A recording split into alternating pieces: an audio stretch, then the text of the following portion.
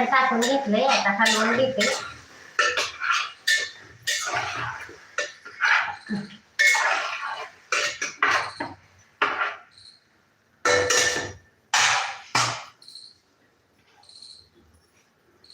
त्याच्यानंतर हे आपलं वाटण टाकून घेणार आहे. लाईक करा, एक जणांनीच लाईक केली, का बरं असं करता? लाईक करा.